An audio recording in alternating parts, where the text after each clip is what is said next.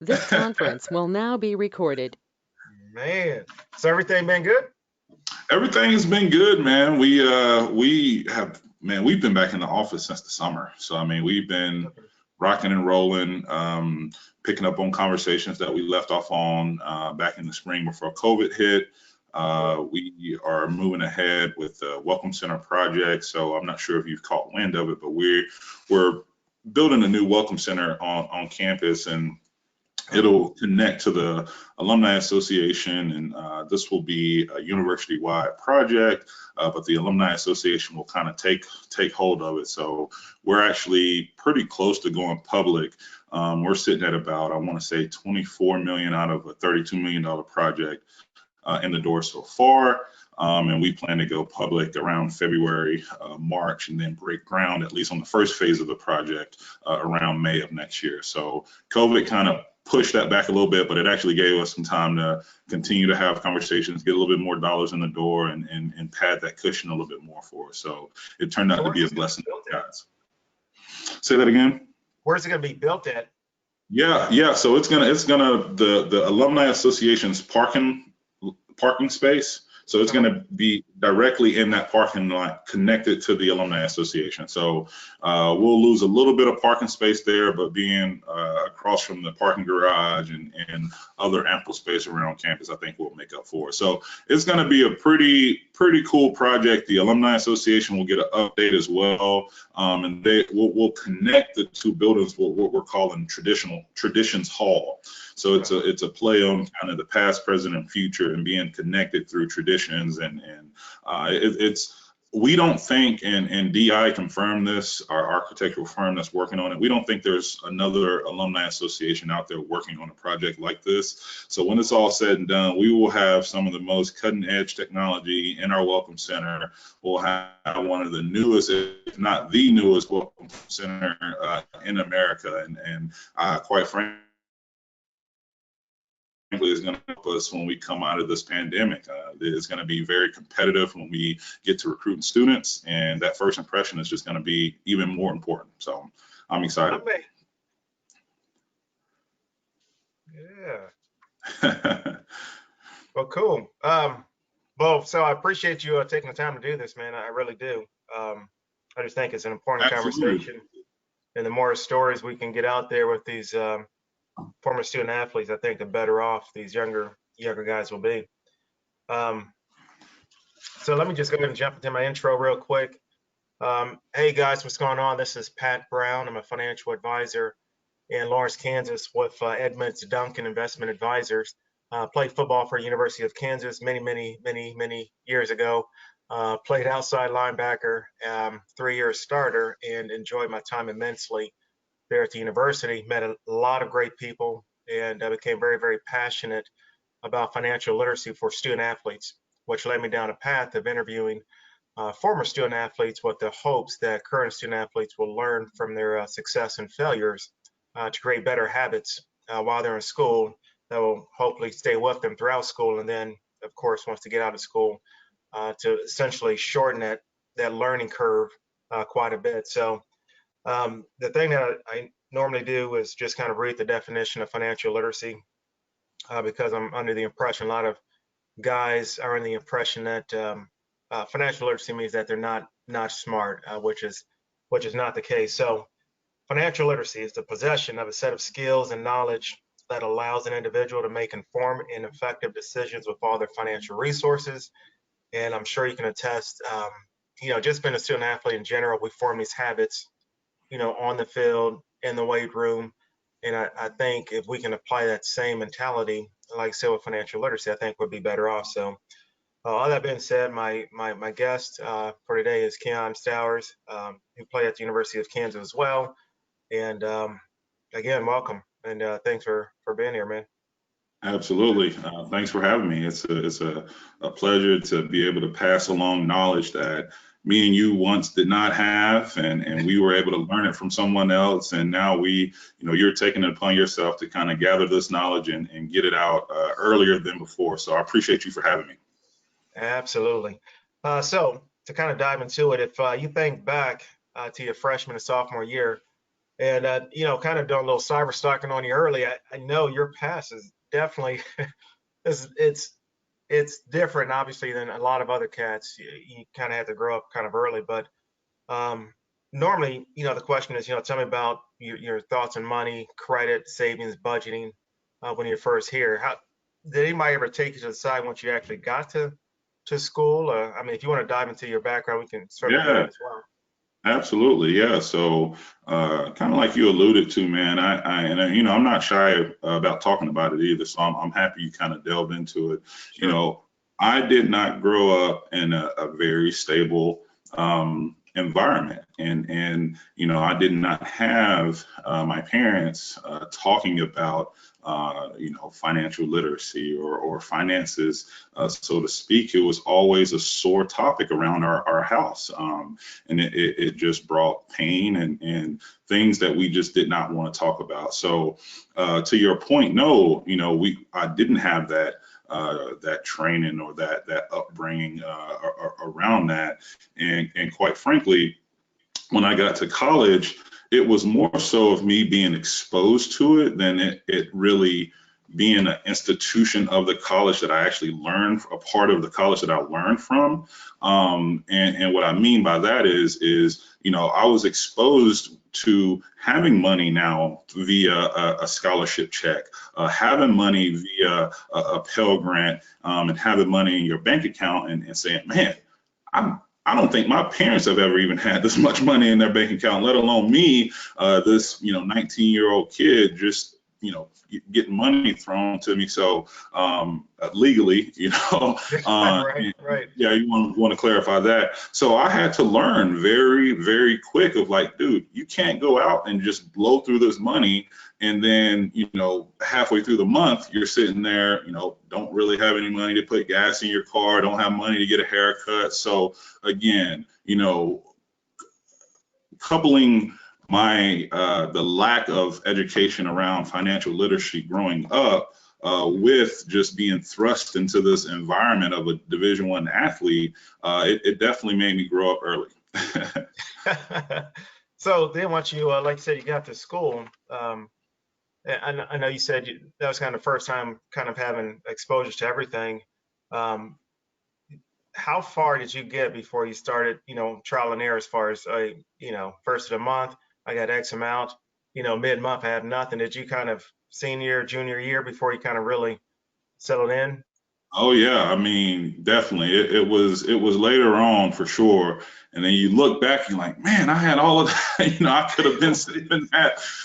But it definitely was a trial and error. And I say, my situation was a little bit more unique than other players because I had a son my junior year, or the end of my junior year, heading into my senior year. So I had to kind of, grow Oh, up and not, just go out and buy a bunch of Jordans or shirts, just because I want to. I had a family to feed. I had a family to come back to. So to your point, yes, it took a little bit. It took, me waking up on the 21st of the month and my whole scholarship check is already gone. And here I am, having to reluctantly go down to the, training table or whatever and eat. So again, and then that's no slight on the training table, but right. you did want to have money in your pocket to go out and eat at another place when you wanted to. So again, it took me a while, probably a year or two, heading into my junior and senior year to really realize the power of money. Okay, good, good, good, good. So then thinking back in college, what would you say were the worst financial decisions you made in college, and what were some of the best, if you had any? Man, I'd say the worst financial decision I made was probably getting I think I got a TV in my car, so I'm Oh, just wow. ridiculous, man. Just like, what am I doing?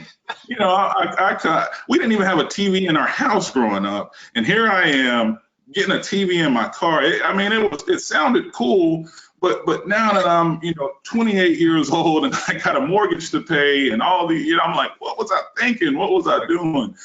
So I would say that definitely goes down as one of the worst decisions I made in college, money wise.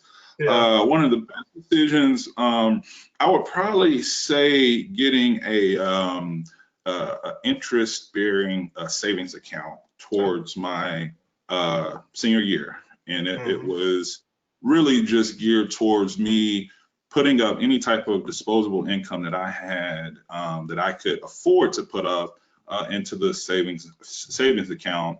And it's been what, 6 years now, and it's been able to at least gain something in there, and Sure. I've been able to now put more in, and little did I know I was getting a jump start on basically a separate retirement account if I can stick to my guns there. So, Sure. and it was more so one of my mentors kind of saying, hey, this is something that you need to do. Right. I just trust you here, and here I am, a young football player from the hood. You just like, man, this is money I could be spending somewhere else, but in reality, that's money that you're going to be spending 30, 40, 50 years from now. So I would say that was one of the best decisions I made. So to touch on that, the mentor that you had, even at such a young age, the fact that you're able to listen to him or her, I mean, that was, I guess, kudos to you for, at least, listening, been open to that. I mean, a lot of guys, at that age, when I was at that age, would I have stuck to, putting money into an interest-bearing account? So that's great that you're able to do that. So definitely want to commend you on that. Looking back on college now, what do you wish you would have done different in regards to dealing with your money? I would imagine not putting a TV in your car, but what else would you? Oh, yeah. One thing that I definitely felt like I should have done different, and I feel like every college football player or college athlete for this matter should be doing this, is getting some type of line of credit or some type of some way to build a credit while Yes. you're in there. Because what happens was when you get done playing, you don't have bad credit, but you don't have no credit. Exactly. And, Yep. and sometimes that's almost worse than having, I wouldn't say worse than having bad credit, it's kind of semantics, but you can't do what you want to do without having that ample credit. So, and here we are with 4 years, under our belt on it, university. We could have been, $100 secured credit card and building that credit for 4 years. And when you get out, you have a little bit of credit under your belt. When I went to go buy my house, I had to have more capital just because my credit wasn't at the point where I needed it to be. So I think looking back, that's one thing that I wish I would have done. That's a very interesting thing you mentioned, because going back to college, up on campus, we were able to, get a credit card, you get your little T-shirt, and this is again years ago, but not knowing anything, that's what I did. I got my little free T-shirt, got my free pack of Skittles, and got my credit card in the mail, and didn't know how to use it, didn't understand it, didn't understand the power of it.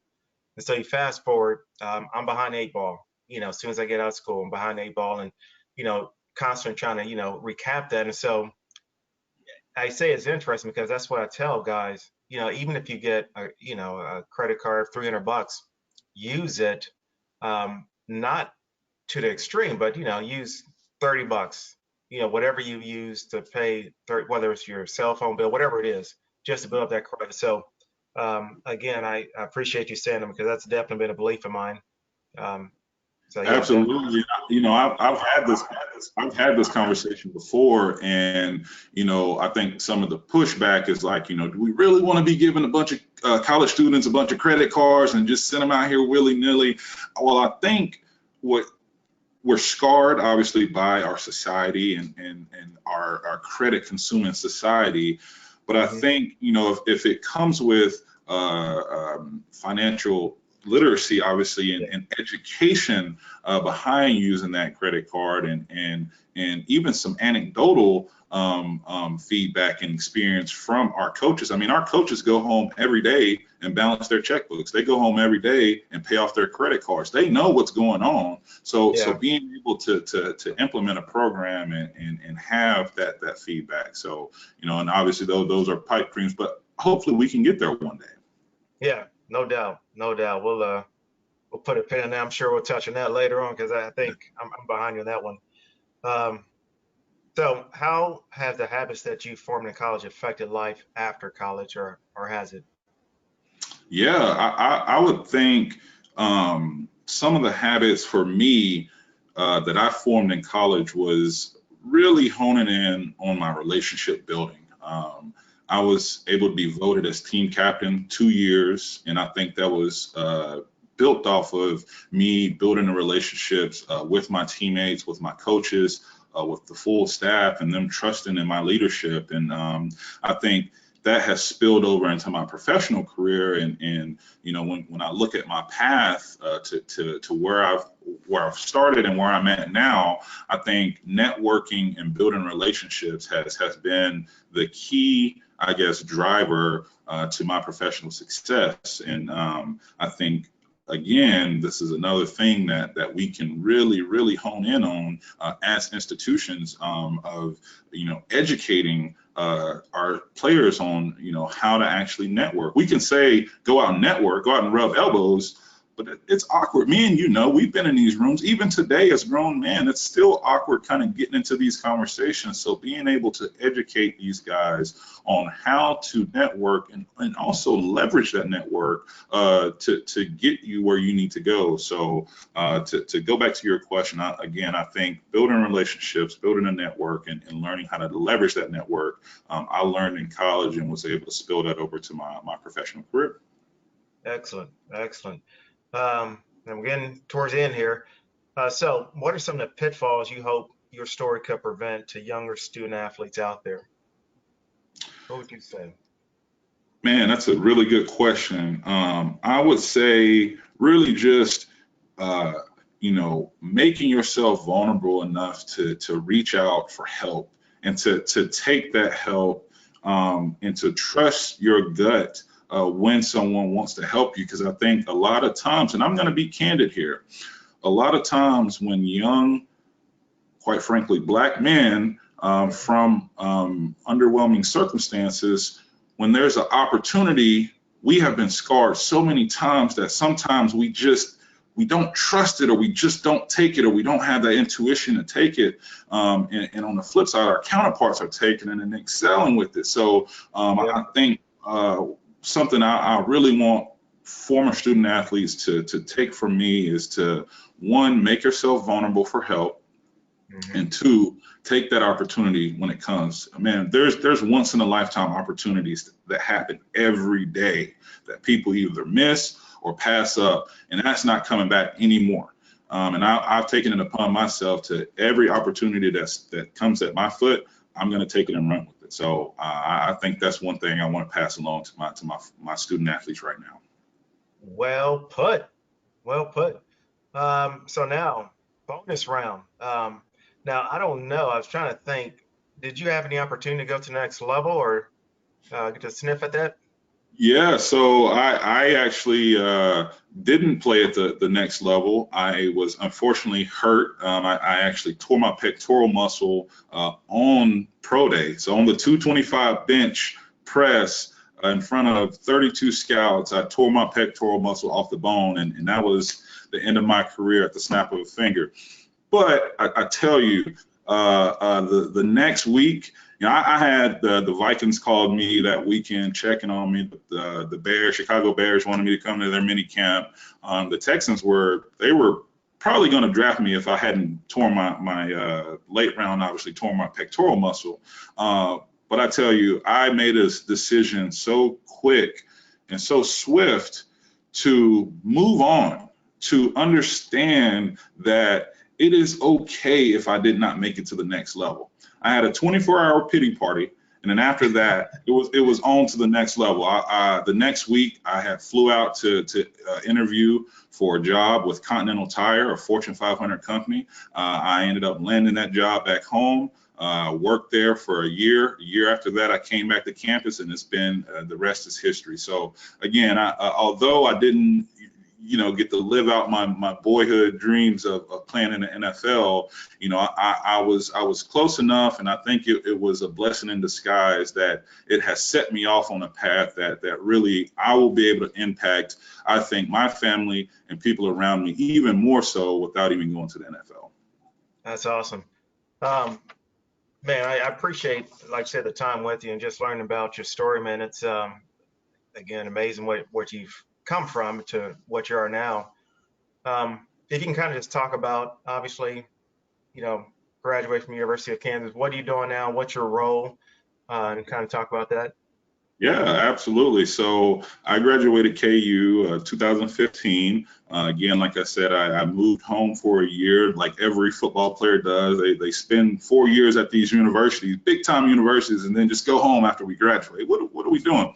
So I moved Right. home for a year, and I looked up. Me and my wife was like, we need to go back to Lawrence. We need to get back to Kansas, and it just we had outgrew our hometown. So after a year of working at home, I came back up to the University of Kansas and started working in our Office of Admissions, where I was recruiting students. I was going out to the KC Metro area and talking about KU, selling KU to these inner city kids. And it was a really fulfilling job. I was able to connect with students that I thought probably came from the same background as me, and was Yeah. able to pass along anecdotal feedback of like, dude, I did it. You can do it too. I promise you can.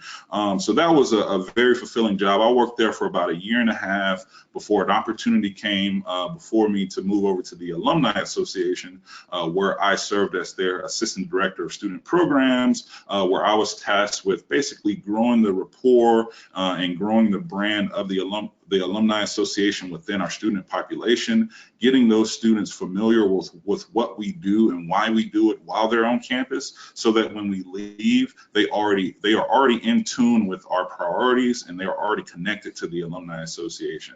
That again was a very fulfilling job. I was able to, go around campus and work with different departments and really impact the student body as a whole, as opposed to only recruiting freshman students when I was in admissions. So again, that was a great job. And fast forward now, I spent about 2.5 years at the Alumni Association, and just last November, I moved over to the Endowment Association to take our lead development officer role, where now I raise major gifts for the Alumni Association. So I focus on connecting with donors, connecting with alumni, and raising money for various scholarships, capital projects, any area of need within the Alumni Association and other constituencies around the Alumni Association. So again, a very fulfilling job. I'm able to connect with alumni, connect with donors, and again, impact students in the university on a larger scale than I would have ever imagined, just going to the NFL or going, to do other things. So I love what I do. I'm a passionate Jayhawk. I bleed red and blue. I wake up every morning singing the Rock Chalk chant. No, I'm just kidding. But it's a pleasure to be able to work for a university that, quite frankly, saved my life. I mean, I owe everything that I have to KU, and I'm going to give it to them. I'm going to give the same blood, sweat, and tears I gave on the football field, I give now while I'm raising money. So it's a pleasure. That is awesome, man. That is awesome. This is pretty enlightening for me. I appreciate the time, and I feel like just learned a lot more about you, man. Absolutely. No, I appreciate you for having me on. You're doing some really good work that I really think you're at the beginning of what needs to be happening for our college athletes on our campuses. I mean, this should be a university-wide initiative, if a athletics-wide initiative. So kudos to you for taking this on and kind of getting these guys on and to pass along this information, because it's valuable. There isn't a medium, or there isn't an avenue where this valuable anecdotal information is going to be given to our student athletes just on a silver platter. So kudos to you again, and if you need any help from me, I'm here to always connect. Absolutely. I appreciate you saying that. Not to get into my little weeds of my story, but I mean, my senior year, was an experimental class and just for athletes. And I remember being in that class and just being embarrassed because I didn't understand any of that stuff. And I came from the suburbs, both parents went to school, but we just didn't talk about this stuff at all. And so Yep. just was embarrassing. So that's what kind of, kind of spawned my whole, I guess, soapbox of financial literacy. And it's been going on for years as far as me just really wanting to connect with the university to be able to teach a course or do something like this. And it wasn't until a number of months ago that Wayne had reached out and said, "Hey, you want to talk to the guys on the team?" And so I was like, "Oh, that's my platform." So that's what kind of spawned this, and that kind of got up and going again. So I appreciate you saying that, and I definitely, want to stay in touch. And certainly, if there's anything I can do, let me know, man. Absolutely. Thanks again, man. Rock chalk. Yes, sir. Take care. Yep.